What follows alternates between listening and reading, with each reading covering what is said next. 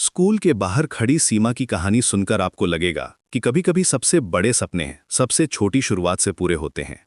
हर रोज वो वहीं खड़ी होती थी, स्कूल के गेट के पास, और देखती थी बच्चों को किताबों के साथ अंदर जाते हुए। उसके हाथ में कोई किताब नहीं होती थी, बस एक पुरानी थैली होती थी जिसमें माँ की दवाई और घर के लिए सब्जी रहती थी। लेकिन उसकी आंखों में जो चमक थी वो किसी भी किताब से कम नहीं थी।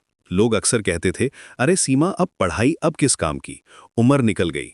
ये बातें सुनकर सीमा कुछ नहीं कहती थी, बस मुस्कुरा देती थी। लेकिन रात को जब सब सो जाते थे तो वो दिए की धीमी रोशनी में टूटी फूटी किताबों के पन्ने पलटती थी।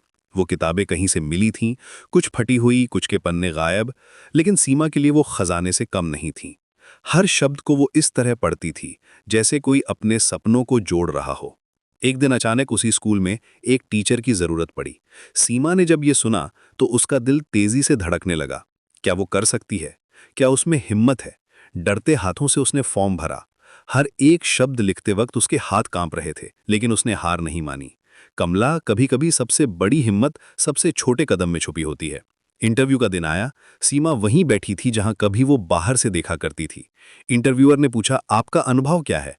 सीमा ने एक पल रुककर मुस्कुराते हुए जवाब दिया, जिंदगी, बस इतना। 2 शब्द, लेकिन उनमें पूरी कहानी छुपी थी। उसकी माँ की देखभाल, घर की जिम्मेदारियां, रातों की पढ़ाई और सबसे बढ़कर कभी हार ना मानने का जज्बा। कुछ महीनों बाद वही बच्चे जिन्हें वो बाहर से दिखा करती थी, अब उसे मैडम कहकर बुलाने लगे।